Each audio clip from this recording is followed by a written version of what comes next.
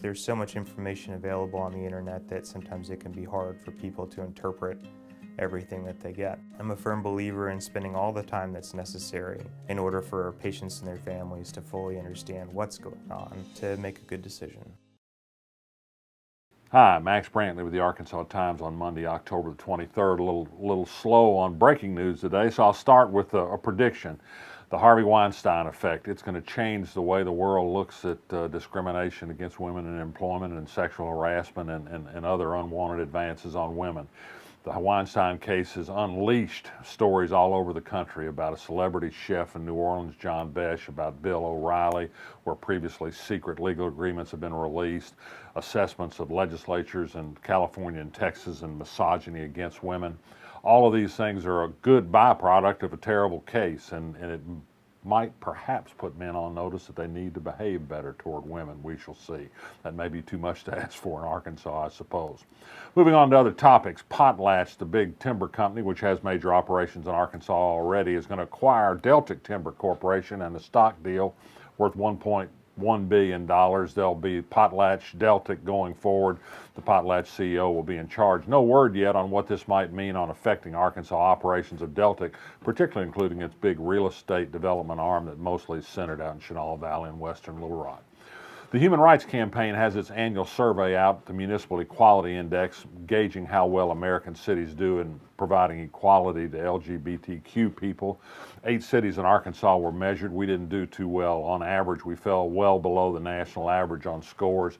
Only Eureka Springs and Fayetteville topped the national average. Little Rock, sorry to say, was well below the national average in how well it achieves providing fairness to people of different sexual orientations and gender. Perhaps we can do better. The rest of the country is. I'd note that Seattle, that city that we spurn because we're just too good for Amazon, has a 100 on the MEI scale for treating LGBTQ people. So perhaps that's one area we could do better in. Okay, and also let me tilt another favorite windmill of mine, and that's widening freeways. You know, the 30 Crossing project in Little Rock is going to widen the concrete gulch through the middle of Little Rock that's already torn the town apart over the years. Well, some people are getting the idea that this isn't the best way to go. Great story in the New York Times over the weekend about how cities around the country are tearing up freeways and finding a better way to move traffic. And of all places, the Houston Chronicle over the weekend wrote at great length about how a plan to spend billions to widen the freeways in Houston will not solve the traffic problem. I'd say clip and save it to the Arkansas Department of Transportation, but it wouldn't do much good. You may know that the University of Arkansas lost another football game Saturday, this one against Auburn, again by a big score. The question now doesn't seem to be if Bret Bielema will last another season as Arkansas head coach, but how much his payoff will be. Perhaps the final games of the season will change that outlook. Also today, the developments in the mayor's race. Late Friday, the State Ethics Commission said no, it has nothing to do with enforcing any city ordinances about campaign contributions.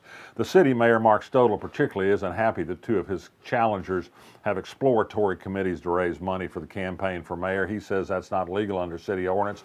He says, however, that he can ignore the city ordinance that says he can't use carryover money from a past election. He's sitting on $78,000 for that purpose. Well, one more development today that won't make the mayor happy. Warwick Saban, one of his opponents, says he's already raised $100,000 in that exploratory committee.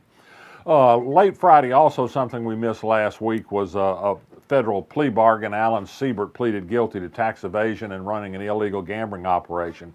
He'd been running slot machine parlors for almost 10 years in southwest Little Rock. He's been operating on the fringe of the gambling business in Little Rock for as long as I can remember, in fact, going back to bingo games. And finally this, you heard about the Love Little Rock campaign in which we said we were too good for Amazon and did a breakup letter with somebody that didn't know that was dating us in the first place. Well, we've got an answer to that. Jordan Little of our staff developed the dearlittlerock.org website, and it's got some answering to the Little Rock thing. It says Little Rock perhaps needs an intervention. Maybe it is us that could use some improvement. Good as we are, things can always get better, and I think there's a good letter that'll explain a lot more about that to you. Check dearlittlerock.org. I'm Max Brantley. I'm resisting all sorts of things today. Hope you do too. I'll be back tomorrow.